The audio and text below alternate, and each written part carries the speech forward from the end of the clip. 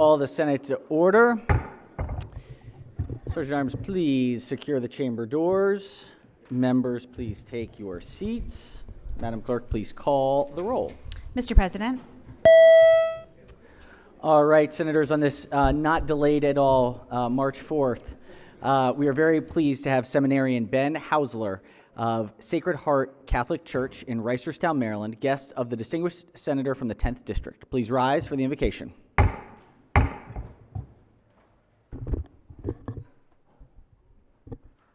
Let us pray. Dear God of our fathers, thank you for the gift of creation of our lives and of this new day. We pause in humble gratitude to adore you and to entrust our lives back to you. Thank you for once again gathering this Maryland Senate together. Pour out your blessing upon the members of this Senate and upon all those whom they represent. Through your Holy Spirit, form the consciences of each one of us so that we may think and live in accord with the truth. Guide the thoughts, words, and actions of these your servants so that they may pursue authentic justice and enduring peace for the common good of all Marylanders, especially the most vulnerable among us in every stage of life. May the spirit of your charity lead their deliberations to protect and promote all true human freedoms and to enact laws written first on every human heart in accord with human dignity. May your wisdom, who began their good work, bring it to its providential completion. In humility and trust, we make this prayer in thy holy name. Amen. Recognized Senator from District 10. Thank you, Mr. President. Colleagues, Seminarian Benjamin Hausler is a native of Severna Park. He is a graduate of Mount St. Joe High School in Baltimore and studied business at the Catholic University of America. For the past 6 years, Seminarian Hausler has pursued his priestly formation at St. John Paul II Seminary and at the Pontifical North American College in Rome, Italy. He is currently serving at Sacred Heart Parish in Glendon, my district, Maryland, and is prayerfully preparing for ordination in the deaconate on May 16th, the final step before becoming a Catholic priest. We are honored to welcome him here today with us. And as a sidebar, Ben Jr. is from the class of 95 at the Mount. So let's give him a warm welcome. We welcome, and without objection, we will journalize the invocation today, and thank you for being with us. Thank you. All right, has everyone recorded their presence? If so, the clerk will take the call. With 43 members in the chamber and a quorum being present, the Senate of Maryland remains in session. Does not remain in session. We are now back in session. We're back in session. We'd like to recognize the Chair of Judicial Proceedings Committee, Senator from Montgomery County, has a special guest and a resolution. Thank you very much, Mr. President. Colleagues, I want to introduce a very special guest. It's the ambassador of Taiwan, Alexander Yui. He's held this post since 2023. He has over 35 years of diplomatic experience and has been instrumental in strengthening the relationship, the strategic partnership between the United States and Taiwan, which is something that is all the more important today amidst all that's going on in the world. So I want to thank him for his service. I also want to thank the senators that have had an opportunity to go over to Taiwan in the delegation. We've got the senator from District 15, District 17, District 10, District 19, and myself. It was a fantastic experience, really helped us understand the geostrategic relationship that we have with Taiwan and the importance of that relationship. So we look forward to continuing that and want to have a resolution at the desk. I want to say thank you for your partnership and your visit here today. Clerk will read the resolution in full.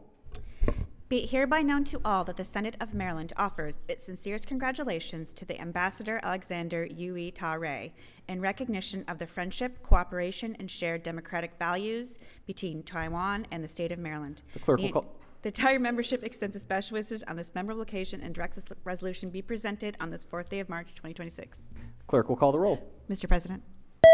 Has everyone recorded their vote?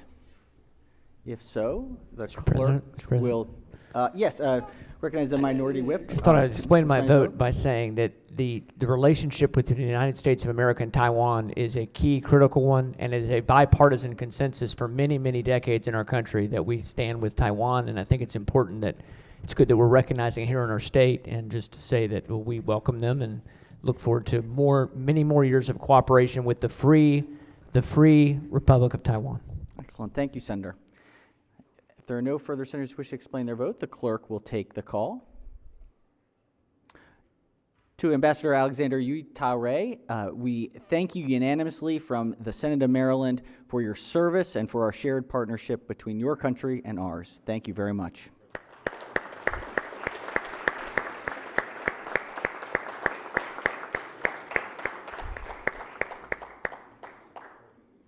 We appreciate you being here with us.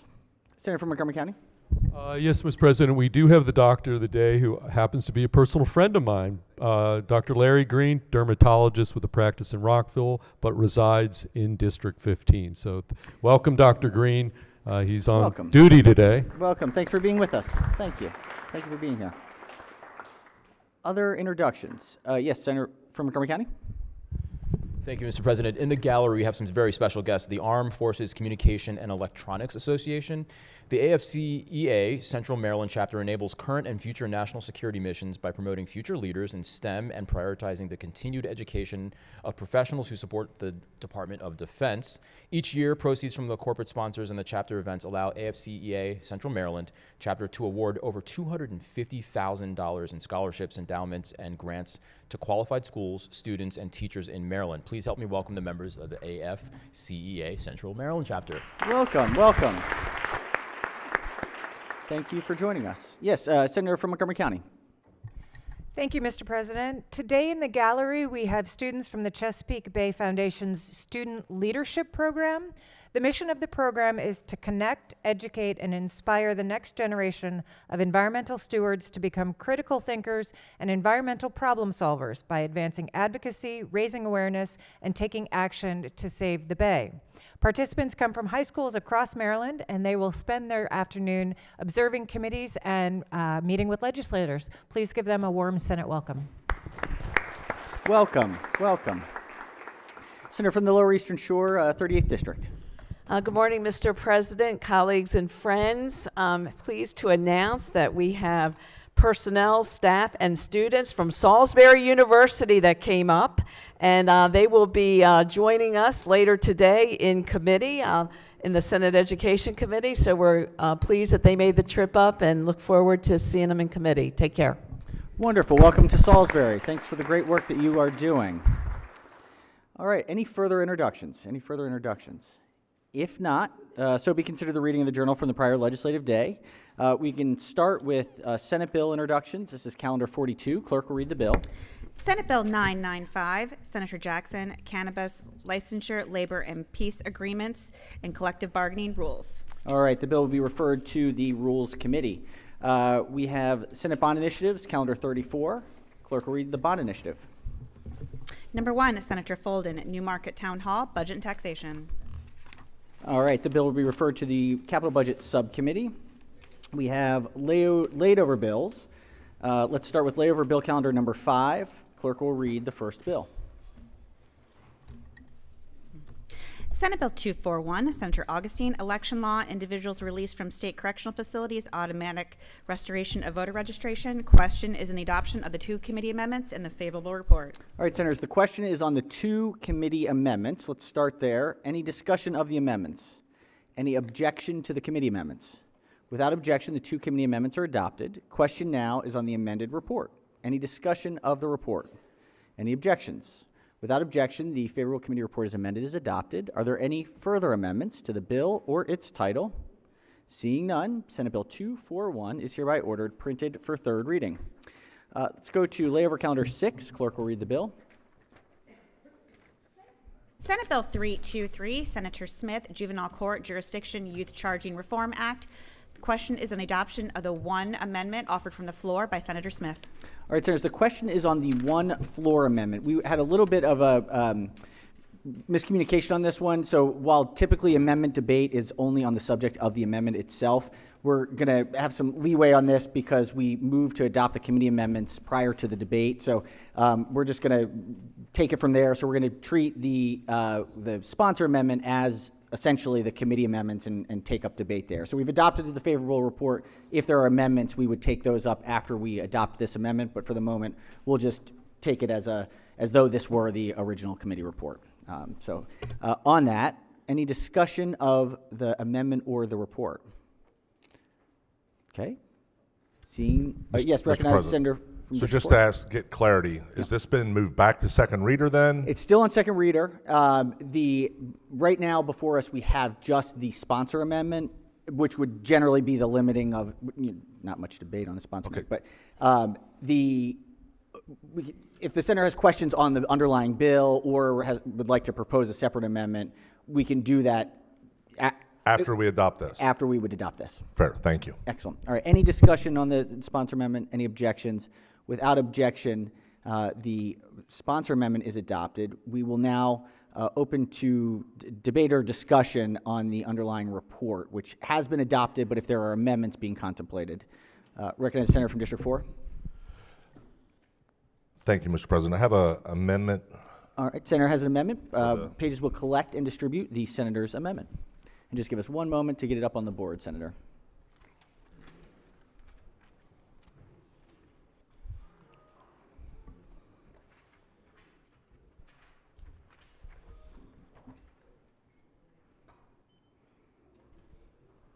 All right, Senator may explain the amendment. Thank you, Mr. President. Colleagues, the amendment before you would strike the first-degree assault as one of the removal of one of the auto charges and would put it back into auto charging. I think it's important to understand that first-degree assault is just short of homicide. Attempted murder, those type of things are what falls under first-degree assault, and with that, we already know that many of these charges and all these charges that were left that we're looking to remove from auto charging all involve handguns. These young people, 16 and 17 regardless, are armed with weapons that they cannot have, firearms, pistols. So that's the first part of the three prongs of a threat level, the possession. They have illegal possession of a firearm.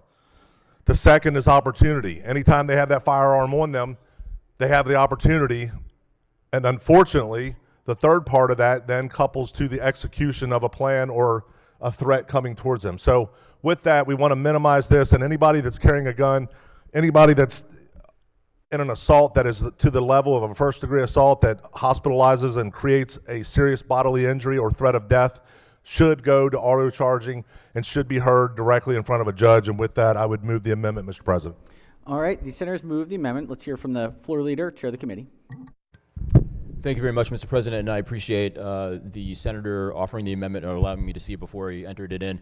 I would ask the committee or the chamber to reject this amendment because under this bill, someone who was charged with this offense is going to go before a judge, and the state's attorney will be there to make their case, and the option to go to adult court will always be there after a judge has been able to balance and weigh all of the factors of that individualized case. So in order to allow a judge to make that decision, this bill has to become law. And so that's why I'm asking this committee, this chamber to reject that amendment.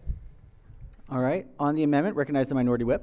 Mr. President, I wonder if I could ask the chair to yield for a question as it relates to the amendment. Senator may proceed. First. So there's been a good bit of work done on this bill. And so the amendments make it, as I was looking through it yesterday, a lot of different, trying to process the different amendments that have happened. So I appreciate the discussion. Just to remind the body, what we're doing is changing long-standing practice where some very severe violent crimes that normally are automatically start in adult court because of the serious nature of them are now starting in juvenile court. Now there's been some consensus, I think it's fair to say, even from folks in the prosecutorial community, that there were some crimes that could be looked at as maybe starting in juvenile that used to start in adult. But when we're talking about things like some of these crimes, a first-degree assault is very serious. very serious. I guess I'm a little surprised that this is not considered something, particularly for those that are 16 and older, that you would not at least start an adult court, because as my colleague mentioned from Frederick County, these are crimes that somebody really beat somebody real bad. What is the rationale for saying that we're not going to at least start it at the adult court level? I mean, because generally you don't have a juvenile jump into first-degree assault as their first offense. I mean, generally speaking. Usually this is a young person that's been involved with the justice system for a while. I mean, I don't know if you could respond to that or... Sure. So to respond to that, I have to provide a little bit of context. I'm going to zoom out a little bit. So Maryland is an extreme outlier in this regard. So most states do not start those offenses in the adult system. So Maryland is an extreme outlier. There's something called the Juvenile Justice Delinquency and Protection Act, the JJDPA. And that, among other things, requires sight and sound separation from a youth that's placed in an adult facility. Maryland is the largest offender of this federal law. We are so much of an outlier that they don't even incorporate Maryland's data. Those data are not even incorporated into the national report because it would skew the results nationally so much. So that means we're having youths interface with adults more than any other state in the nation. That's one thing. Second is Maryland has 33 offenses of which a youth can be auto-charged. That's more than any other state in the nation. 9 out of 10 of those youths automatically charged as adults are children of color. 8 out of 10 are black kids. We charge more youth per capita as adults than any other state except for Alabama. So we are wasting a ton of money. We are perpetuating racial disparities, and we are getting worse public safety outcomes, because when you're in the adult system, you do not have access to education. You do not have access to those wraparound services to get you out of that pattern of life. If you start in the juvenile system, you will be able to avail yourself to services to get yourself on the right track. You are still going to be under the supervision of a correctional facility. You're still going to be held in the juvenile system, except you're going to have access to better services immediately. If you start off in the adult system, you can spend anywhere from 3 months to 2 years languishing without services, okay? You're going to have worse public safety outcomes when you come back out. Tying this all together is the fact that 80 to 85% of the cases that automatically start in the adult system ultimately make their way back to the juvenile system. We're wasting tens of millions of dollars. We're ruining these youth's lives, and we are getting worse public safety outcomes. So for all of those reasons, it's important to make sure that the offenses that are incorporated in this bill start off in the juvenile system, where a judge can make a decision with the prosecutor and with another attorney. They can make an informed decision as to where that case should go. This is a smart bill. And guess what? This is already happening right now, except we're wasting all that time in the adult system. Those kids are already coming back down to the juvenile system anyway, except we're wasting that time with them not getting the services. So I understand the serious nature of the offenses. This is just a smart bill for public safety, a smart bill to save money, a smart bill to make sure that our youth are equipped with the tools they need to not reoffend. Thank you for that answer, and in discussing the overall bill. Interesting on the amendment that you quoted 80 to 85% goes back down to juvenile, but that's for all charges, correct? 75% of the first degree assaults come back down. 75%. But for 25% they don't. That's right. So we're going to take 25% of first degree assaults and say, even though you nearly killed somebody, you're going to start in the juvenile system if we don't adjust this with this amendment. We're going to start with a judge making an informed decision with the state's attorney sitting at the table and with the kid's attorney sitting at the table in an adversarial setting to make an informed decision. You can always waive up to the adult system. That's always the option. I do want to also say that the fact that 75% of first-degree assaults are waived down to juvenile, I think could be a little bit of a condemnation of our judicial system in the state, but that's an editorial comment. But I appreciate the statistics, so thanks for the updated statistic on that. Yeah. I also think that you mentioned about not getting services, and I do think it's important, and I know the intention of this bill from that perspective is a positive intention, that we want to be sure that young people that do find themselves getting in trouble for different charges get the services they need. But it's pretty clear, and I've got an article up on my desk from this fall that DJS, the new secretary, who I supported her having the position, and I know she's trying to make improvements. But there's a lot of problems currently with the DJS system as it relates to youth education in this context. So it's not like we're just all of a sudden going to fix it with that. And I know you're not suggesting that. So I think erring on the side of real caution here would be smart. It's why I support the amendment on first-degree assault. But I appreciate the answers. Mr. President, I would ask for a roll call on this important amendment. Thank you, Senator. Recognize the sponsor of the amendment. Thank you, Mr. President. If the floor leader would Senator, may yield proceed. just for a question. Mr. Floor Leader, I appreciate the dialogue back and forth, and it kind of jogged my memory a little bit about this. When you mentioned that there was 3 to 2 years before a child was languishing before they got a trial, how many times do we have any I don't know of any documented cases where we're showing that a juvenile was incarcerated for 2 years before their hearing.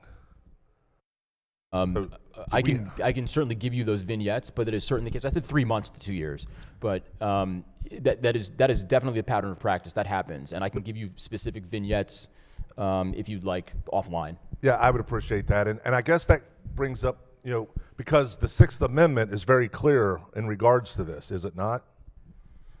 In what respect? The right to a speedy trial. Yeah, that's why we are violative of that law. I mean, of that amendment, but also the federal statute that says sight and sound separation. So we are. That's right. In the adult system, in the juvenile system, you have to have a hearing, and the matter has to start to be adjudicated within 30 days.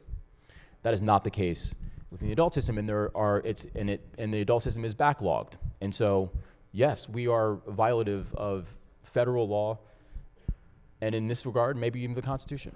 Okay, so I know that when we looked at some of the numbers, and they weren't very good from the previous secretary, I'll just be honest, because they had talked about diversion programs and some of those things, which was skewing the numbers.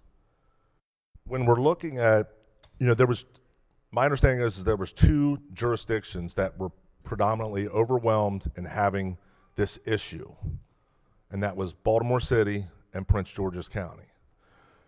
When I looked further into that, if we're looking at the actual timelines, this is actually a judicial issue. It wasn't about, this is a judicial issue. This is not a legislative issue where we're sitting here and just going to take it off because of the outlier. And I agree, like, nobody should be sitting in jail for 2 years if that's the case. I don't know of any such circumstance for a juvenile to sit there 2 years. However, since it's been stated, I would like to point out that the judiciary has a responsibility to navigate and get these findings or their rulings in a timely manner. And if that's not happening, that's a whole nother discussion of accountability. That's not about this bill. So I appreciate your willingness to have this dialogue and that we concur that the Sixth Amendment is the right to a speedy trial. But I would like to see those, and with that, I would press the amendment and ask. Thank you. All right. Question remains on the amendment. Any further discussion? If not, the clerk will call the roll. Mr. President? Has everyone recorded their vote? Anyone wish to change their vote? Explain their vote. If not, the clerk will take the call. With 27 votes in the negative, the senator's amendment fails. Recognize the minority whip has an amendment. Pages will collect and distribute the senator's amendment.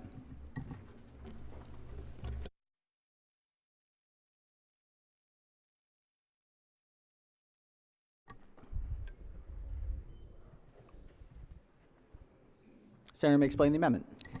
Thank you, Mr. President.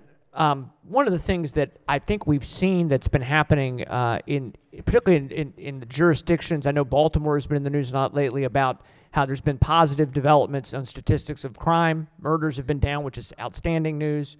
And we've seen that bell curve of juvenile crime start to come down. There's a lot of folks who still feel like it's too high. It is too high, but it seems to be a little bit of a bell curve changing. And I credit, I think it's great news. And I know State's Attorney Ivan Bates has worked very hard on that issue of if you bring a gun, bring your toothbrush. We're going to prosecute gun crime, which I think is outstanding. But one of the challenges that, and in other jurisdictions we've seen positive numbers as well, but as we talk about juvenile crime, one of the things I was concerned about in this bill is that we're now including the things that get automatically waived from adult to juvenile court would be use of a firearm in a drug crime, or even more serious, use of a firearm with a felony drug conviction. And to me, as we look at trying to treat two very serious issues, drug dealing, drug trafficking, but also when you're involving firearms in that's a step up from the kid on the side of the road, on the side of the road selling pot. Like, that's not what we're talking about here. We're talking about somebody who's carrying firearms, using firearms in the commission of very serious drug crimes. There's a number of stories that we've seen in the last few months where this is still a huge problem. I had a story from Anne Arundel County. 7 residents are reacting after Anne Arundel County Police charged 3 15-year-olds and a 25-year-old with possession of guns, ammunition, and drugs. And the charges stem from a July 7th incident where shots were fired, hitting several homes in Severn, according to authorities. And residents expressed concern over the rising violence in the area. This one person said, "I live in that house right there. It could have hit me or my children." Other folks being quoted as being just very concerned about youth involved in this way. And I think as we look at this bell curve starting to come down, which again, as I say, is great news, I think the last thing we want to do, and the real concern I have about this, the overall nature of this bill, is while I understand the intentions to try to be sure we're getting juvenile services at the right time, I also believe when we water down enforcement on key criminal behaviors, we send the wrong message and we start to reverse the very things that have helped us to lower that bell curve. So what my amendment would do very simply would be to strike, to get use of a firearm in a drug crime and use of a firearm with a felony drug conviction, and say that should not start in juvenile court. That should start in adult court. A lot of those may get waived down, yes, but I think it allows for the opportunity for there to be something more serious. And I think it would improve the bill. Mr. President, I would just ask for the body's support on that. And if it's a friendly amendment, we won't need a roll call. But if it's not a friendly amendment, I think it's a very friendly amendment. But if it's not a friendly amendment, then I would ask for a roll call.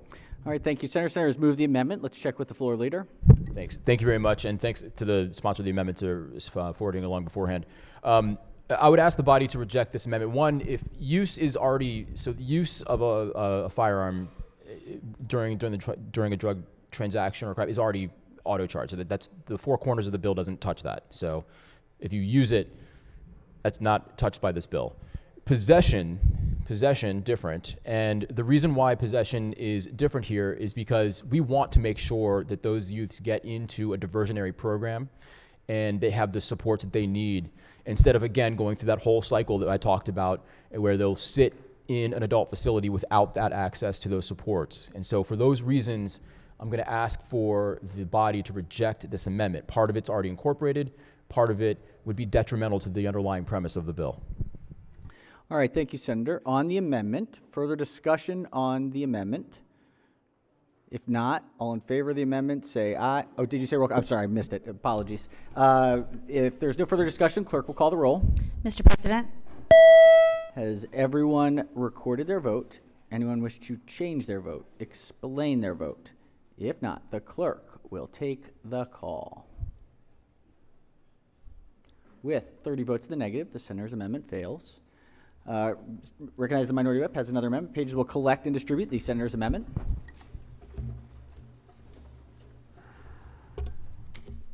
There's amendments there. There you go. You can hand those out,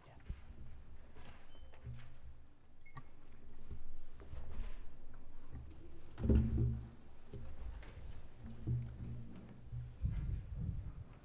All right, Senator may explain the amendment. Thank you, Mr. President. This amendment is hopefully straightforward. The drafting had to be a little complex because of the nature of the reprint. My firm belief is that at the very least, we don't want second offenses and third offenses to be of this list of very serious crimes, including possession of firearm, committing drug crimes, first-degree assault, and there's some other items in there that are concerning as well, including transporting and wearing, carrying, or even perhaps trafficking of stolen firearms or illegal firearms. All that is in this bill still is now being automatically going to juvenile. What my amendment would do is to make sure that if there's a second offense of these crimes, they go back to being automatically to adult court. So that's the goal of my amendment here, is that it's the first, if the bill passes as we have it, but we adopt this amendment, the first time goes to juvenile, but then if there's a second subsequent charge of the same kind, that they're going to have to go to adult court first. So I would move my amendment, Mr. President. All right, Senator moves the amendment. Recognize Chair of the committee. Thank you very much, Mr. President. I'd ask the body to reject this amendment for two reasons. One, admittedly, when the bill initially came in, it did have a provision for second and subsequent being stripped out. But in the statute now, in the law right now, in the bill, it's on the reprint, page 4, lines 21 through 24. If you are convicted, this is for a youth, if a youth is convicted as an adult of a felony and is subsequently alleged to have committed an act that would be a felony if committed by an adult, unless an order by removing the proceeding has been filed, you're still going to be charged as an adult. So once an adult, always an adult under the statute now as it exists. So the amendment is unnecessary because it's already in the statute. So I'd ask the body to reject the amendment. All right. Recognize Senator from District 6. Thank you, Mr. President. I have a question before Senator you. may proceed. Thank you. Good morning, good afternoon. My question is this, is that if a repeat offender, which I think the problem that we have is we have a lot of problems with the juvenile repeat offenders, and it's proven by statistics and facts that we have of juveniles committing so many crimes like carjacking and other things. So we know there's been a serious problem. I know in my county we have a repeat offender that stole a car 36 times, different cars, and it's constant and he's still out. But my question is this, if that individual, that youth, was charged as a youth and the second time around did the same crime, and that I believe that's the amendment, that it would directly go to the adult. Is that what you're saying? That if it's charged as a minor? So what I'm saying, if they're convicted as an adult, then that youth will always be considered an adult under the current statute, under the current law. His amendment, if you're charged as a youth and you're convicted as a youth, you go to youth, then the amendment doesn't touch. Yeah. So I'm sorry. But I believe the problem is that if it was charged as a youth, and there's a repeat offense. Correct. That, knowing that the repeat offense, to me at times, it's laughable to you, saying that I did this once, I can get away with it again. So I'm saying that would it be the right thing for that youth to have more responsible, I think, thing to do is making sure that it's charged as an adult. First, let's say this is an anomalous situation. If you're charged as a youth, the latest statistics from DJS show that 87% do not reoffend.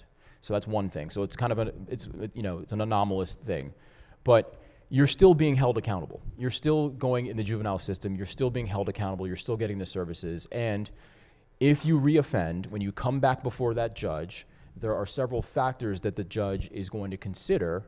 One of them is amenability to treatment and to services and to get onto the right path. That pattern of lifestyle, that fact pattern that you're suggesting or that the amendment is supporting, shows that youth is not really going on the right path, and that serves to waive that up to the adult system. So a judge is going to balance and weigh those things using those factors if that youth reoffends, but 87% don't. And I still think that the rest of those that are not the 87% of what you're saying, we still have a problem there, because the repeat offender still, is repeat offender, exactly that, and we have a problem there. So, I hope we can get a roll call on this, Mr. President, but I just believe doing the right thing and making them realize there's accountability for a crime and making sure that I think it should be in law and in writing, stating that you've done this the first time, you're going to go to juvenile. But second time around, the language should say, we're going to make sure that you're going to be charged as an adult. Just to say, you might call that a scare tactic, but sometimes it works. And getting them to realize in their mind and their heart, should I do this again?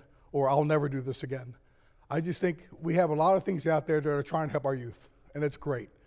But I think at the same time, our biggest problem is that we have kids out there that are single parent, that don't have leadership in their home, and maybe they're by themselves.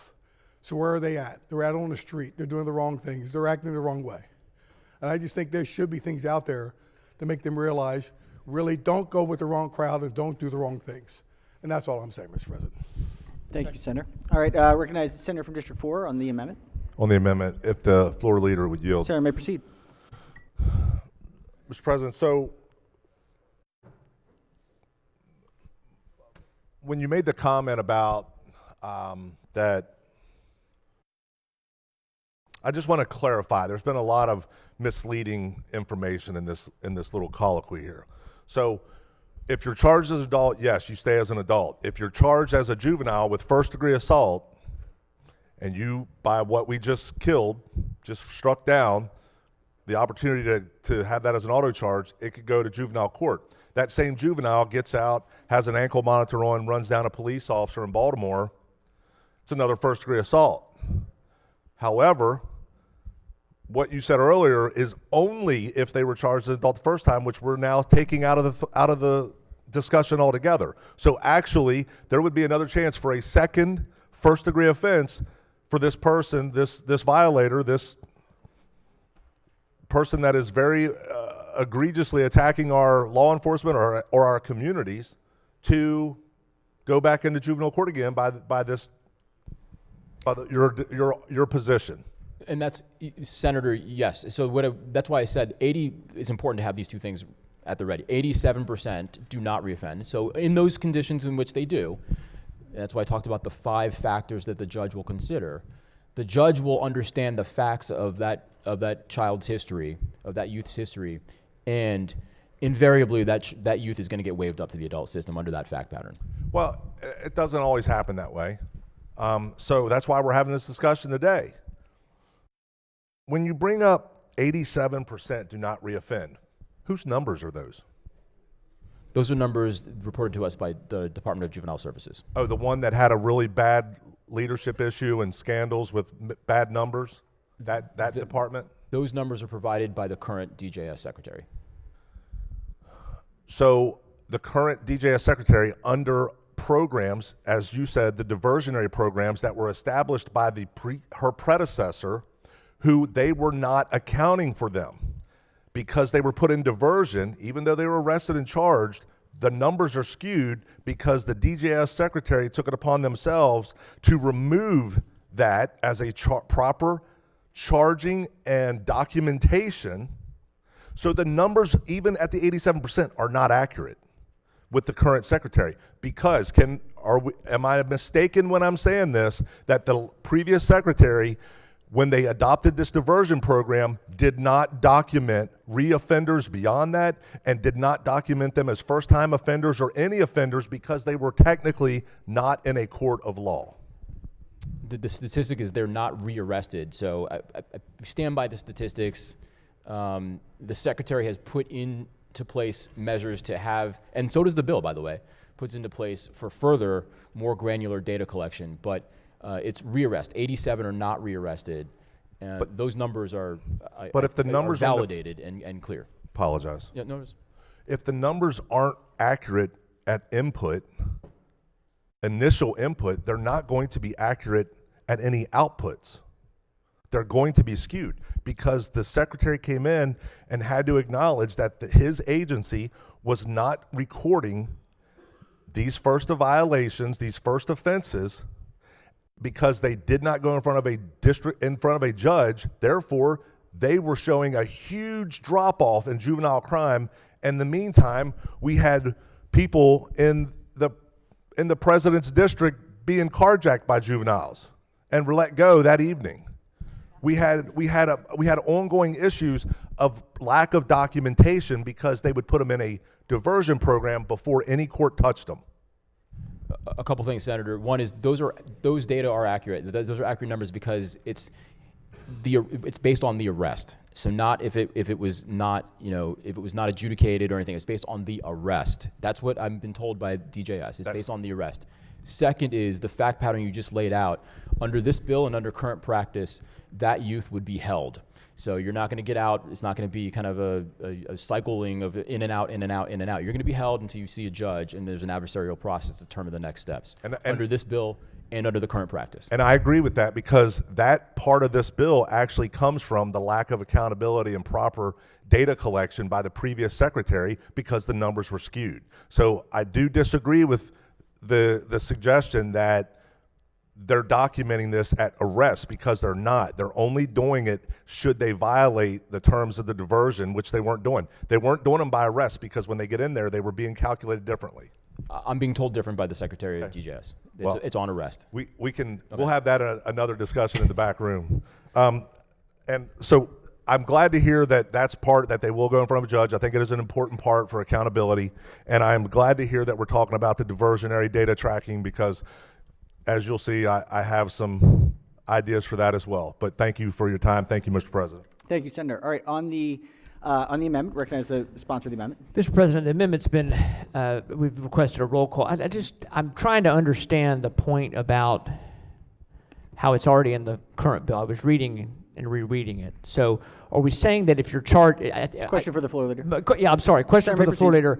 You're saying that if you're charged as an adult already, then you don't get to come back and get the benefit of this bill. But I think the point my friend's making is what the goal of the amendment is to also do it for if you're charged as a juvenile once, then you don't get to come back and then keep getting charged as a juvenile for those same crimes. So that's, Senator, yes, that's correct. That's why I brought up the 2 points. One is 87% actually don't reoffend, so it's an anomalous fact pattern. But when it does happen, the judge will have an opportunity to consider those factors. The fact that the child has offended previously will be considered and weighs towards going up to adult court. Okay. And so that's why, because of those two factors, I feel the amendment is unnecessary and I ask the body to reject it. Okay.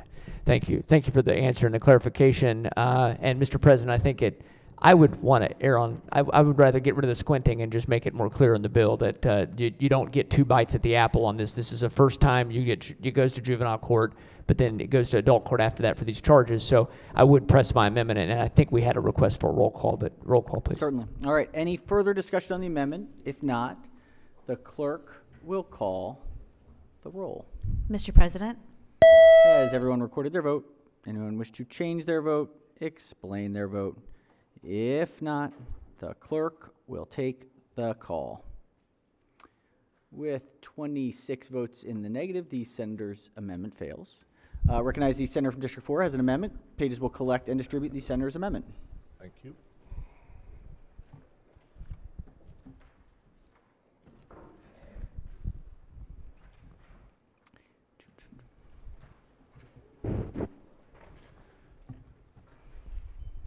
Two, one.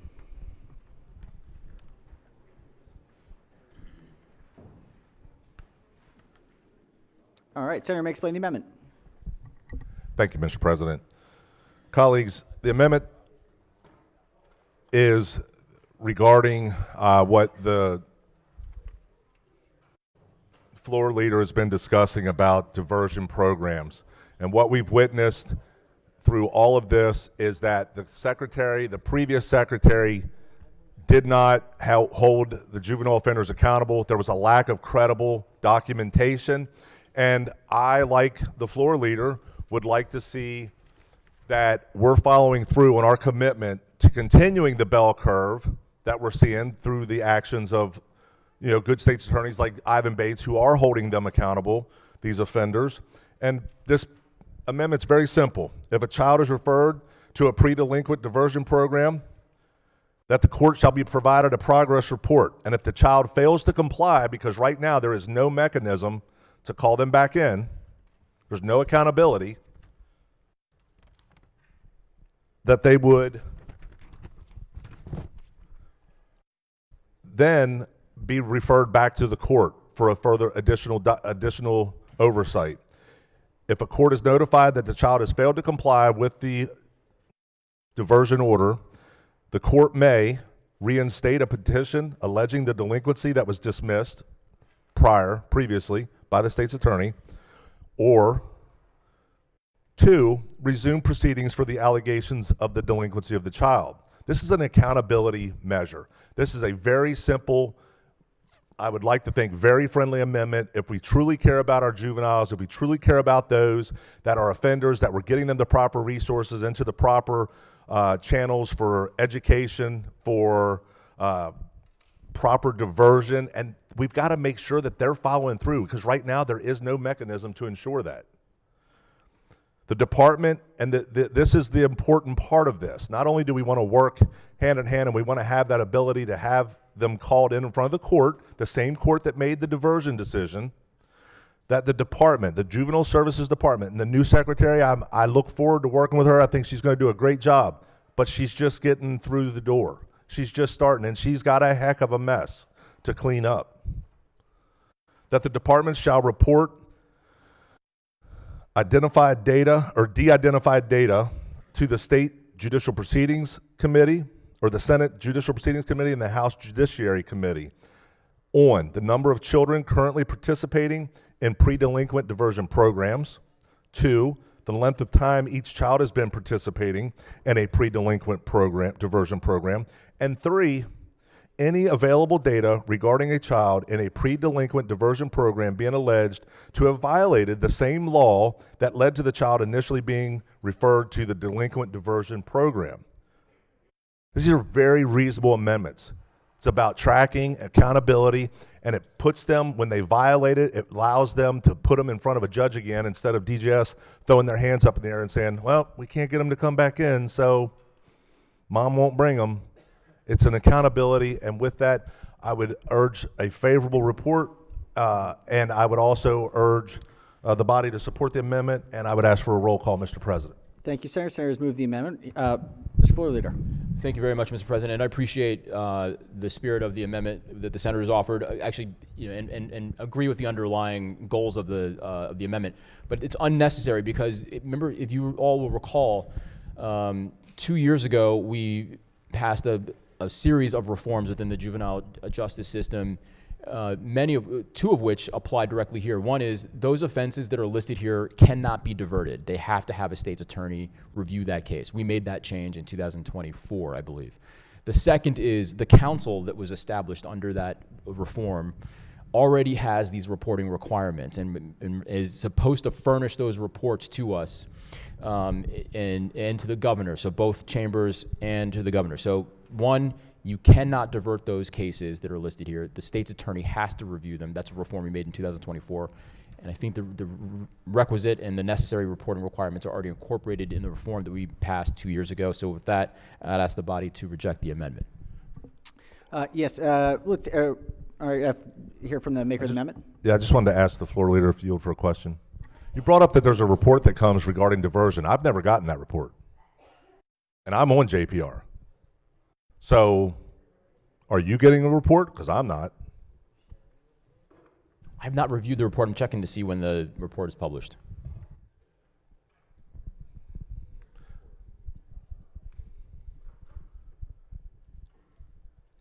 And the other part that I wanted to ask about, Senator, was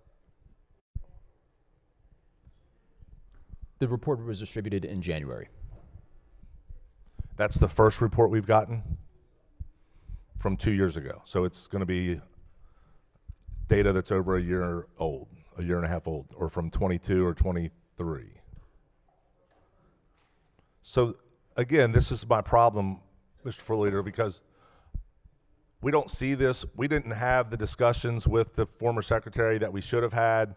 We didn't have the accountability. That's what this bill, that's what this amendment does. It asks for that accountability, and it doesn't actually piggyback on what we did before, because if this was in the law already, we wouldn't have this amendment here today about putting them back in front of a judge, which is what this process is calling for, which is a part of this process and this legislation that I agree with. I agree. If we're going to auto charge or not auto charge, that it goes in front of a judge and let them decide. And I'm okay with that, because now we're going to hold them and detain them until such a hearing. The part that I don't and I have grave concerns about is the lack of data of the diversion program by the DJS secretary. And I would like to see us see this as the important facet of successfulness of this program that it is, and continue to drive that forward. So the reporting that we kind of enhanced through that 2024 reform, the first iteration of those enhancements with those more granular reporting requirements came out this year, and it went to DLS. So we are going to get a more regular reporting of that information as we go on, but that was the first iteration of that expanded reporting after the bill that we passed in 2024. We were going to get more regular reporting that goes to DLS. So we in fact did not get the report, it went to DLS. It went to DLS. Accessible to the public. Accessible to the public.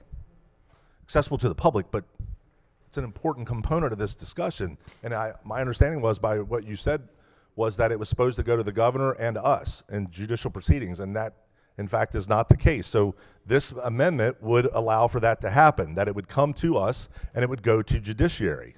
So clearly either somebody, DJS, didn't follow the law, or whatever you had said was happening, or it's not in there, and this would codify that exact point, that it would go to us in JPR, it would go to judiciary for their review, and we would have that information accessible before the session starts. Not here we are over halfway through the session and we still don't have the data, but we're talking about we do, and we're just going to let it kick the can down the road until somebody else is unfortunately a victim of another juvenile serious crime. So we do have those data. They are in the report that was furnished to DLS. Happy to entertain a bill off of this bill, or an amendment off of this bill, to ensure that that comes directly to JPR and the Judiciary Committee and the governor, if that's not happening now. But that report does go, it does exist, it does go to DLS. So we can have that discussion offline. But the information, those data are there, and it's publicly accessible to every Marylander that has internet access. I appreciate that, Senator. But earlier you had said that was actually coming to us. So, and I understand that that was may have been a mistake or misspoken. But this bill is here today on second reader. So would the floor leader then be open to an amendment of adding that in today? Because instead of a whole new bill and a whole new hearing, we've got this bill today.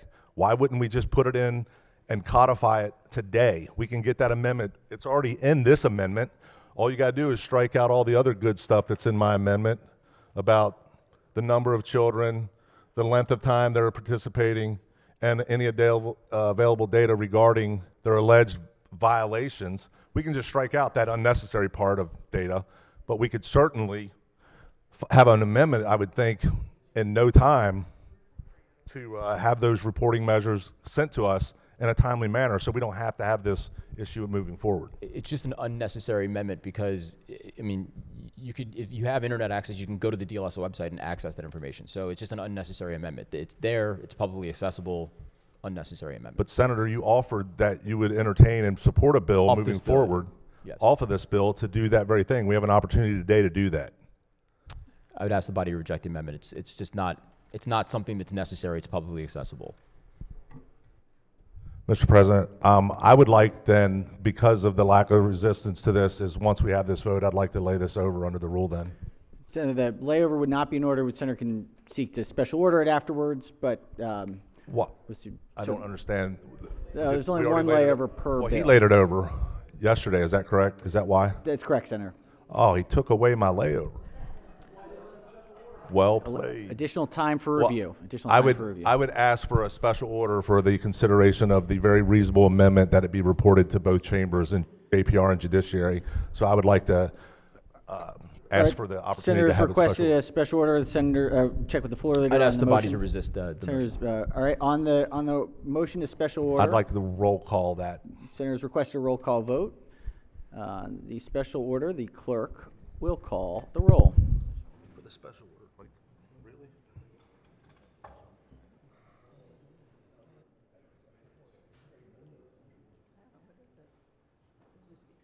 Mr. President.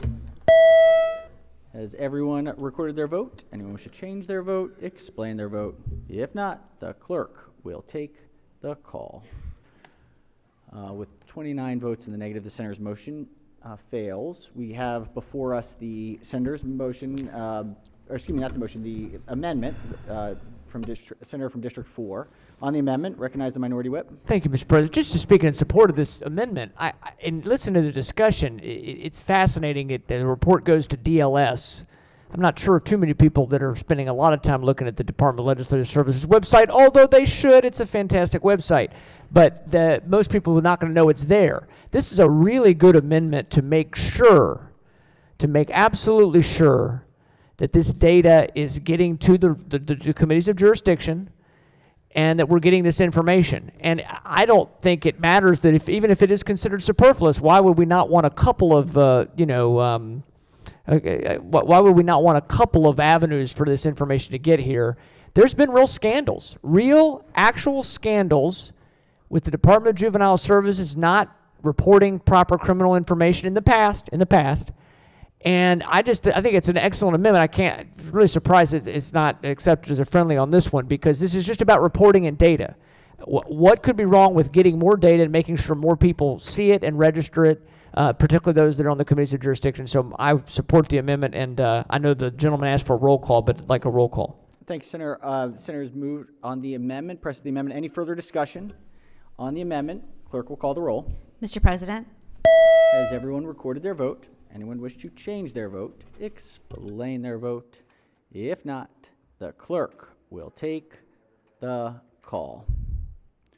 With 27 votes in the negative, the senator's amendment fails. Are there further amendments to the bill or its title?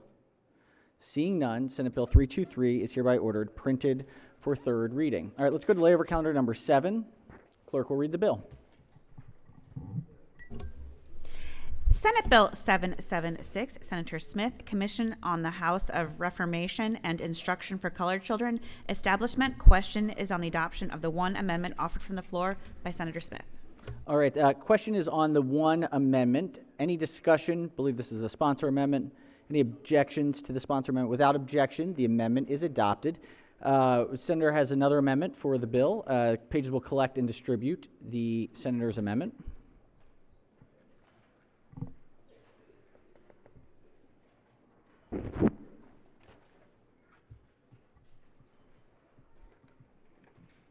Senator may describe the amendment. Thank you, Mr. President. It's just a sponsor amendment, adds another senator as a sponsor. All right. Any objections? Any objections? Without objection, the amendment is adopted. Are there further amendments to the bill or its title? Seeing none, Senate Bill 776 is hereby ordered printed for third reading. Let's go to Special Order Calendar number 14. Clerk will read the bill. Senate Bill 538, Senator McCray, Baltimore City Raffles, organizations affiliated with professional baseball and football teams. Question is on the adoption of the favorable report.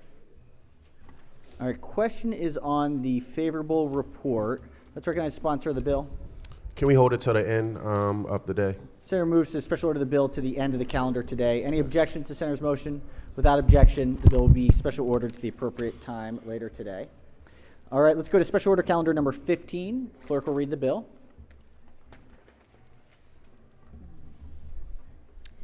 Senate Bill 56, Chair, Education, Energy, and the Environment Committee, Maryland Longitudinal Data Systems Center, External Data Sharing, and Third-Party Data Centers for Multi-State Reporting. Question is the adoption of the two committee amendments and the favorable report. All right, question is on the two committee amendments and the favorable committee report. Any discussion of the amendments, committee amendments? Let's recognize the floor leader. Thank you. I'm still waiting for an amendment to be drafted. All right, today, or do we want to wait to take it up tomorrow? I think we should take it up tomorrow. All right, any objections to the senator's motion in special order till tomorrow? Without objection, we will special order the bill to the appropriate time tomorrow. All right, let's go to special order calendar number 16. Senate Bill 69, Senator Kagan, Nonprofit Organizations, Navigator Termination Provision Repeal. Question is in the adoption of the favorable report. Question is on the favorable report. Recognize the senator from District 7. Thank you, Mr. President. I had concerns on this bill regarding not with what the bill was doing, but the actual nonprofits and the fact that there's been reports of nonprofits that have been in non-compliance, receiving money, And my idea was, hey, what about having these navigators or this navigator talk to these nonprofits?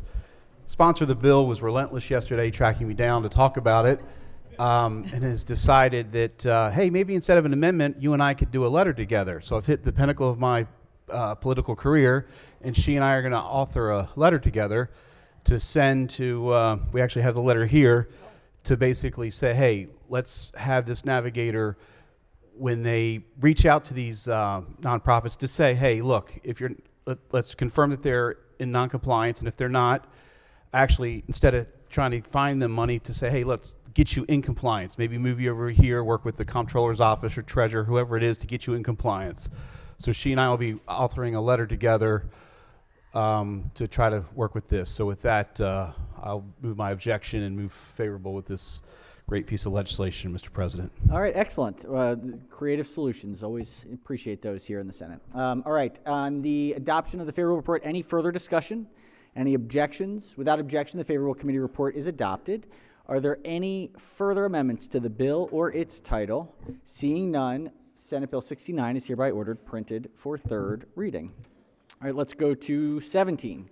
Special Order Calendar 17. Clerk will read the bill. Senate Bill 100, Chair, Education, Energy, and the Environment Committee, Election Law, Early Voting Centers, Bus Stops. Question is the adoption of the favorable report. Recognize the senator from the 20th District on the report. Yeah, thank you, Mr. President. Could I re-engage the floor leader before I introduce an amendment? Certainly. Question on the report. Will the floor leader yield for question? Of course. Yeah. Senator may proceed. Yeah. Thank you, Mr. President. Floor leader, this bill, which, could you summarize this bill again, basically for us and what it does? Thank you, Senator. Just to remind the body, this requires that during early voting, that any public local buses that travel within 1/2 of a mile of an early voting center shall detour in order to drop off or pick up people who are either working at an early voting center or want to cast a ballot there. And that's just going to be helpful in bad weather or the older voters or people with disabilities. Yeah, thank you for that summary, floor leader. During the discussion yesterday, I asked a question about accessibility of all our early voting locations. And I asked you, are they? And the answer you gave was they are accessible, correct? That's true. Okay. So I went through and find a whole bunch of letters from different organizations that talk about accessibility of our voting locations. And Disability Rights Maryland, which is the protection and advocacy agency in Maryland, which is a federally mandated to advance the civil rights of people with disabilities. They work to increase opportunities for Marylanders with disabilities to be part of their communities through voting by advocating for equal access to the ballot box. Disability Rights Maryland requires, would love to have the State Board of Elections to establish guidelines for local boards in elections to support older adults and individuals with disabilities. It says they want to ensure that local boards implement consistent processes to accommodate and expedite voting for these individuals at an early voting centers and polling places. This ongoing commitment to accessibility will help improve the voting experience each election cycle, fostering greater participation, equality in the electoral process. They talk about over the past few election cycles, the number of voters with disabilities has continued to grow as access to the ballot box expands. In 2020, 62% of individuals with disability turned out to vote, a significant increase when compared to 56% of voting age individuals with a disability took part in the electoral process in 2016.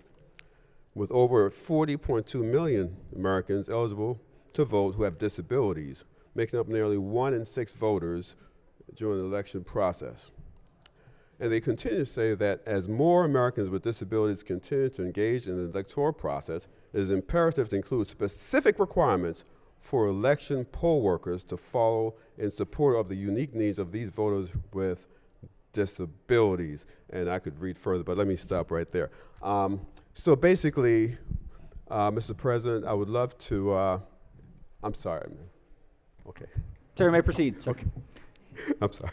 I would like to introduce this amendment. Could I introduce the amendment now and continue the discussion? We have to take up the favorable report, so we can do that, I suspect, pretty quickly. Give us just a moment. Let's see, is there any further discussion on the favorable report? Well, could I I didn't want the floor leader to keep standing. I have a couple more things. Oh, fair enough. No, okay. Does the senator wish to speak on the favorable report prior to introducing the amendment? Yes, Mr. President. Perfect. Okay. Thank you, Madam Floor Leader. On the favorable report, Yes. Senator may proceed. Yeah, thank you. Yeah, there are other organizations which chime in with access to voting. The ARC. The ARC Central Chesapeake Region serves over 4,000 children and adults with intellectual and developmental disabilities and their families in Anne Arundel County and Maryland's Eastern Shore.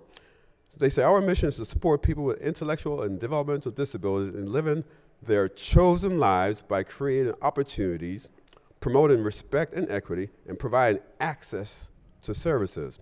Voting is a vital way for people with intellectual and developmental disability to experience full inclusion in their communities. It empowers participants to share and shape policies that affect their daily lives and ensures their voice are heard. Let me go to the Maryland National and Active Retired Federal Employee Association, which represents over 317,000 federal annuitants and employees in Maryland. 317,000. They advocate for the continuing benefits of all Maryland seniors and disabled persons. And they support equal access to these voting locations.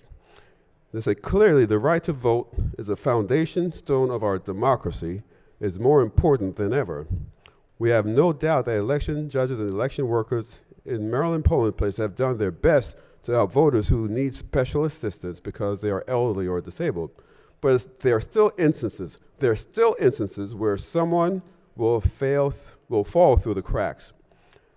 I saw this at an early voting polling place in Anne Arundel County last year when several older voters faced long lines without access and opportunities to get to the vote.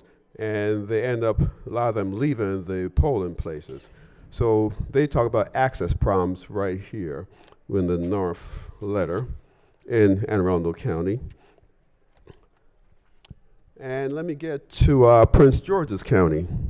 There's a letter from the NAACP branch in Prince George's County.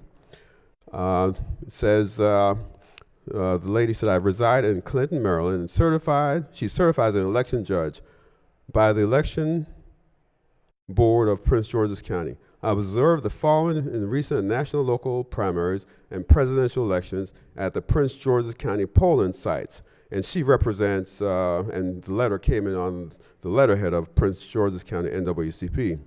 It says Prince George's County residents are energized to exercise their power at the polls by fulfilling their constitutional and civic duties on election day.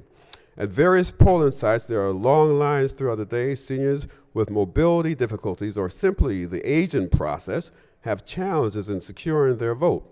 The Maryland General Assembly should afford seniors the courage to skip the line or be granted an expedited voting process that does not require standing for extended periods of time. While many citizens previously grievously allow seniors to move to the beginning of the line, it is not always afforded to the elderly and is not the law.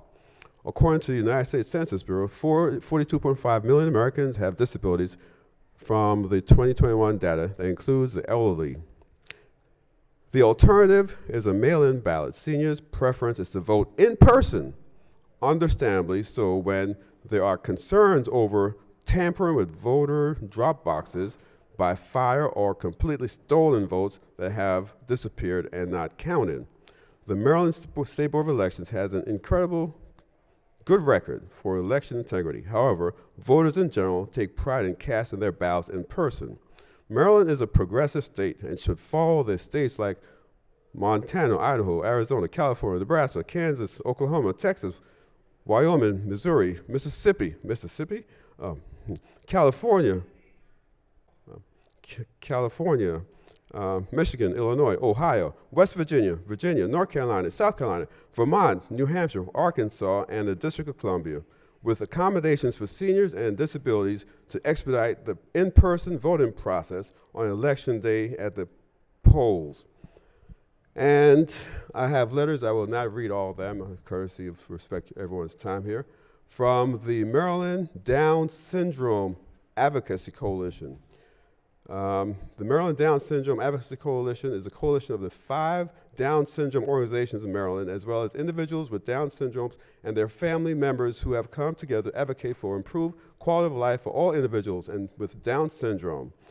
Let me skip that. Wider knowledge about voting eligibility and the permissible support for voters with disability is important and can ensure that every eligible voter exercises their fundamental right.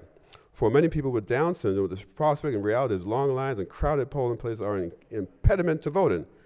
Requirements for dedicated expedited lines, clearly marked signage indicate availability of expedited services, priority seated and waiting areas, and specific provisions for high traffic early voting centers and polling places would improve the physical accessibility of polling places and enable greater participation in elections. I have letters from the Social Workers Association, the Maryland Catholic Conference, who's all saying that a lot of members are not given accessible voting. So I can provide copies of all of these letters to members. I didn't, bless you. And therefore, I just really dispute the reflection of the floor leader that's saying that all Maryland voting places are accessible. Therefore, Mr. President, I would love to introduce my amendment, which I believe this bill is a good step forward in creating accessibility for members. But I also believe, based on these testimonies from all these organizations in all our districts, seniors, Down syndrome, retirees, they're saying, hey, we need help to get access. And this bill simply, this amendment, well, I shouldn't talk about the amendment until it's introduced, right, Mr. President? That's correct, after the report. Okay, so basically, I would love to take a pause there to allow the procedural procedure to introduce the amendment. All right, excellent. On the report, is there any further discussion of the report? Any objections to the adoption of the committee's report? Without objection, the report is adopted. Senator has an amendment.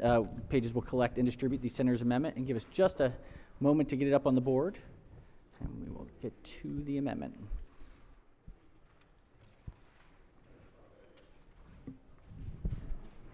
I got it. Thank you. I got it.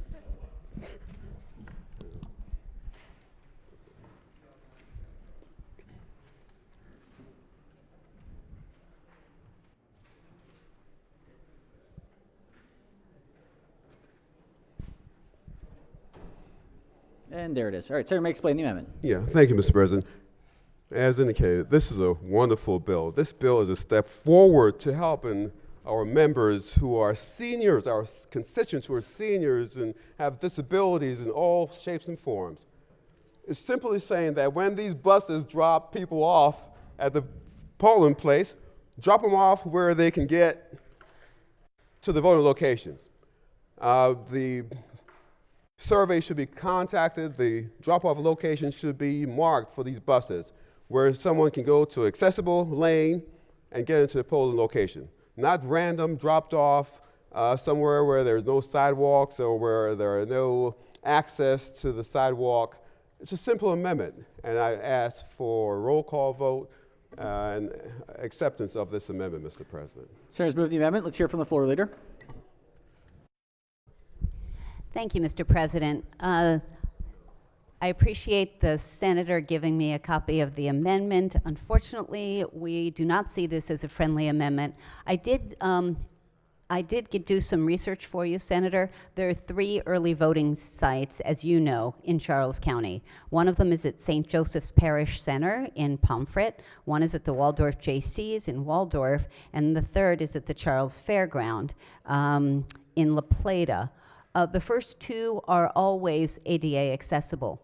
The third one was modified in a way that made it ADA accessible for early voting, and there is a 21-page report that is completed for every single one of the 97 early voting sites in the state to make sure that everyone has access. So this bill, as you said, will make it even easier for our seniors, or for people with disabilities to actually get delivered right up front to the early voting center and cast their ballot. It also works for people who are volunteering there, who are campaigning there, or who are working as election judges. They'll be able to use the local buses. And with that, the committee would ask you to resist the amendment.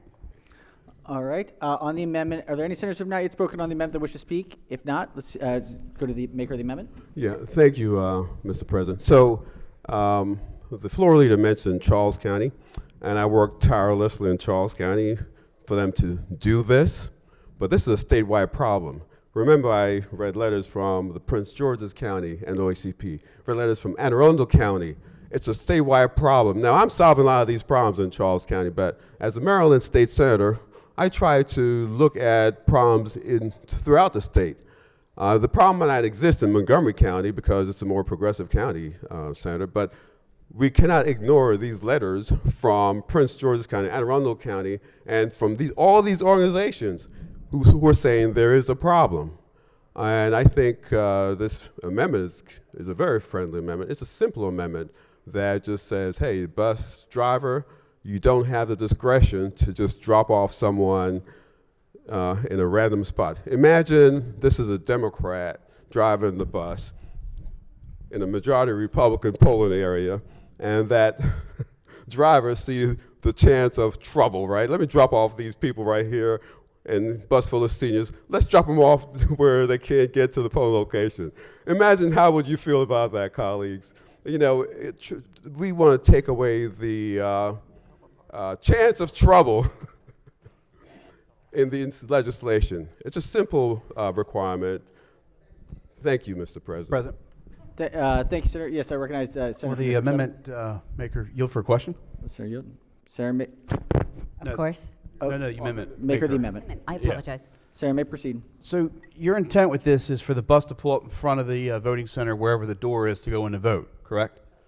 And where the accessible entrances. Imagine someone come off the bus who has a wheelchair or mobility issues, a walker, and they stop the bus at a spot where the curb is high. It's not actually graded down for accessible. So, okay. That would be a problem. So I get that. So what I'm looking at is like in Harford County where our early voting centers are, you know, the entrance to one side of the building, there's sidewalks to it. Problem is, you can't get a bus in there. You know, most of these buses are about 45 feet long. I have a CDL. I've driven buses before. So how is a bus going to get in there to drop these people off? I think the problem with this now is for this to work, they're going to come in there, they're going to jump the curbs. You know, it's going to require the Board of Elections to actually go in there and actually have to cut curbs to get a bus to be able to go in there to make these turns. I don't find this actually feasible. I find it more dangerous because what's going to happen is you got voters going in, you got poll workers working, and now you got a bus driver coming in trying to make a turn into this parking lot that's not intended for this type of vehicle. It's intended for small cars, because most of them are usually a activity center, a senior center that's used 365 days a year for, seniors and stuff coming in there to play sports and do things, not for a 45-foot passenger bus to come in and make this turn to be able to drop somebody off, when in fact they can pull right up front in Harford County and Bel Air, where we represent, that has perfect access off the road, where should the person be in a wheelchair, the wheelchair ramp can unload them, and has a sidewalk directly for them to get access to the building. Is there a problem with that? Quick question. So do you have a problem with the bill or with the amendment? I have a problem with the amendment. I don't have a problem with the bill. I think it's a great bill. So this amendment doesn't say buses must jump curb, drive over grass. That's a you just said that's a really that they have argument. You said they have to drop off. Just a second, Senators, please, if we could just remember, if we ask a question, answer the question, if we could just... All right, go ahead and ask. Are we in the answer or the ask part, Mr. President? You go first. You go first. Please, We're using Senator from the 2026 28th, rule please books. proceed. Okay, so I'm in the answer. Thank you, Mr. President. So, you know, this is not silly season, okay? And it's not a joke. Of course, if a bus can't make it into a location, the bus won't go there, period. Okay? This is very insultive, and I take that personally. What I'm saying is, where the buses can go, make sure they go to a location that's accessible. Period. Full stop. That is not what you said a few minutes ago. You said the amendment, if I read the amendment, that they must go to the door in which they have access. Be accessible to the voters with physical disabilities in accordance with a location to the entrance of early voting center. Right there, it says it in your amendment. They must take them to that door, is what your amendment says. Do you want to fix your amendment? Sir, the bus must go to an accessible entrance where they can get to the entrance. Accessible. I'm not talking about up to the door. The bus should not drive up to the doors, jump sidewalks, or anything like that. I You're trying to make it understand what seem your silly, but this is not silly season. I'll say that again, Senator. This amendment says for the bus and election workers and the individuals responsible for the signage to make sure the accessibility is there for voters to get into the location. I did not say buses must jump curves, must go over grass, must drive over sidewalks to get into a location. And that's not in the amendment. You're trying to make it look stupid and make it look silly, but that is not in the amendment, Senator. This is not Comedy Central, okay? This is not a committee. This is a serious issue that affects many individuals with disabilities, many individuals who are seniors across the state of Maryland. And you're trying to make it into a joke, but it's not a joke, and I will not go down that path with you, Senator. Give me 1 second, Senator. Yes. 1 second. I'm not trying to make it a joke, Senator. I'm being serious. I'm reading the amendment the way it's written. If you want to write it the way I think it needs to be written, I'm more than happy to sit with you and say, hey, here's the way I think you need to write it. I think it might have been written erroneously. That's all I'm saying. I'm not trying to be insulting. I'm not trying to be funny seasoning as you're trying to say it. I understand what your intent is. I just don't think the amendment was written properly. So with that, Mr. President, that's all I've got to say. Thank you, Senator. I recognize the Chair of the committee. Okay, can we move the bill, lay over the bill under the rule? Senator's motion is ordered. The bill and the amendment will lay over under the rule. All right, let's go to Special Order Calendar number 18. Clerk will read the bill. Senate Bill 177, Senator West, Criminal Law Interference with Access to Egress from a Religious Facility, Prohibition. Question is the adoption of the favorable report as amended. All right, question is on the favorable report as amended. Any discussion? Any objections? Yes, recognize the Vice Chair of the committee. Not as Vice Chair, just the Senator. Senator from Montgomery County. Montgomery County. Would the Vice Chair yield? Sir, may proceed. Sure. Thank you. First, I just want to thank the Vice Chair and the sponsor of the bill for the conversations we've had about this bill as amended. Could you just, for the body, just clarify, and two of the examples that I discussed with the good sponsor of the amendment, if the Ku Klux Klan was blocking someone from going into a church or synagogue, would this bill apply to them so they could be arrested, detained for preventing us from praying? Yes. Okay, and similar but different. If an ICE agent were trying to block someone from praying, could they be arrested or detained, fined under this bill? If they were acting in their inherent police powers, they could not. If they were acting in their individual capacity and not in their inherent police powers, they could. Thank you so much, Mr. Vice Chair. Appreciate the clarity. Thank you, Mr. President. All right, on the favorable report is amended. Any further discussion? Any objections? Without objection, the favorable committee report is amended, is adopted. Are there any further amendments to the bill or its title?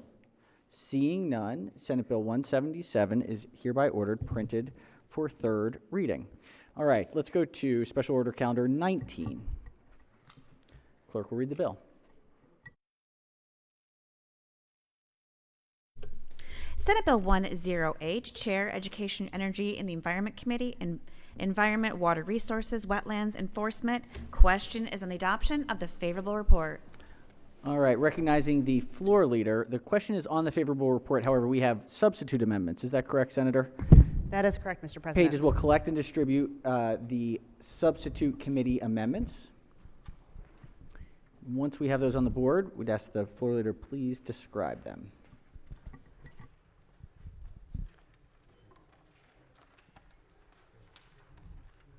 Okay, so like the original committee amendments, the substitute amendments expand the factors the Department of the Environment must consider when setting administrative penalties under the bill, to include a person's cooperation with the department and any good faith efforts to address a violation.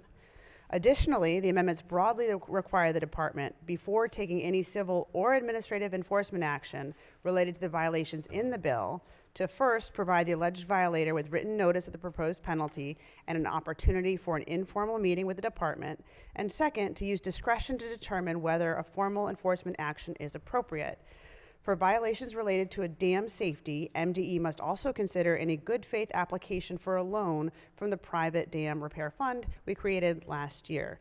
And I'd just like to also remind the committee that there was no opposition in the committee to this bill, and its intention is to provide a cheaper, faster, a less expensive way for our constituents to work with MDE. Excellent. All right. Senator has moved the substitute committee amendments in the favorable committee report. On the committee amendments, any discussion? Any objections? Without objection, the substitute committee amendments are adopted. Question now is on the amended report. I recognize the senator from the 37th District. Thank you, Mr. President. I have a question for the floor leader. Question for the senator may proceed. Madam Floor Leader, so I understand, I've learned about this bill. I know it came out of committee without opposition, and we've debated it on the floor, but I've learned that some of the provisions of this, even though it's titled to address dams, that it would also impact situations on shoreline restoration and stabilization. And I don't have an amendment handy. First, I'd like to ask you, from your interpretation of the legislation, could that be applied to situations where shorelines have been stabilized or there have been some sort of work done on shorelines? Yes. Thank you for clarifying that. And with regards to that, that is a very complicated subject matter. However, I would like to offer an amendment to this legislation. I don't have the amendment with me. So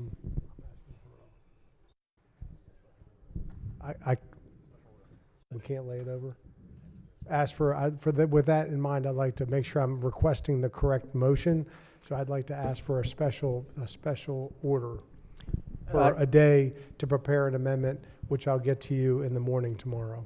Senator's asked for or move to special order the bill for a day. Objections from the committee? I think that's fine. No objections from the committee. Any objections from the floor? Without objection, the bill will be special ordered at the appropriate time tomorrow. Let's go back to the other special order that we have. This is calendar 14. If we could read the bill, Madam Clerk. Senate Bill 538, Senator McCray, Baltimore City Raffles organizations affiliated with professional baseball and football teams. Question is on the adoption of the favorable report. Questions on the report? Recognize the floor leader. Yes, sir, Mr. President. If I can do the report and then do an amendment afterwards. Senator may proceed. Senate Bill 538 authorizes an organization located in Baltimore City that is affiliated with a professional NFL in its home games in Baltimore City to conduct raffles. Additionally, the bill repeals the June 30th, 2026 termination date in Chapter 372 of 2025 that gave the Major League Baseball the opportunity to be able to do the same raffles. Requirements for the raffle conducted by an organization with a professional MLB and NFL team. The bill specifies the time and specific location for when and where raffles may be conducted by an organization affiliated with both of those organizations. A permit to hold raffles expires 1 year after the permit is issued instead of the end of the calendar year in which the permit is issued. Mr. President, if you can move adoption of the favorable committee report. Floor leader moves to the adoption of the favorable committee report. Any discussion? Any objections? Without objection, the favorable committee report is adopted. Recognize the senator has an amendment Pages will collect and distribute the senator's amendment.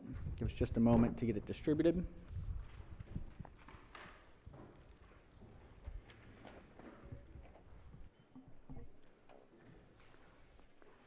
3. Senator may proceed. Mr. President, the amendment simply puts a sunset on the bill after 6 years. All right, Senator moves the amendment. Any objection to the senator's amendment? No. All right, on the amendment, all in favor say aye. Opposed, nay. Ayes have it. The amendment is adopted. Recognize the senator from Baltimore City. Mr. President, can we special order this till tomorrow so I have a chance to digest the amendment? No. Any objections to the special order? Appears not. Without objection, the bill will be special ordered to the appropriate time tomorrow. All right. Let's see. I think that does it. That's it. Our desk is clear. So lots of work today. We still have some dangling bills out here. We'll take them up as they come and deal with them as we do. Let's start with Committee on Finance. Thank you, Mr. President. Do we still have a rules meeting? Yes. Yes. Immediately. Finance will meet at 1:15 for bill hearings. 14 bills, 109 witnesses. Excellent. Let's check with Finance. Oh, I'm sorry. I was going backwards. True. I was thinking. I almost started with JPR today, is what I was thinking in my head, and I didn't. So, okay. Education, Energy, and the Environment. Okay. Just to stay consistent, EEE will meet for bill hearings. We have 18 bill hearings at 1 p.m. 1:15 p.m. Sorry. 1:15 p.m. Excellent. Budget and Tax.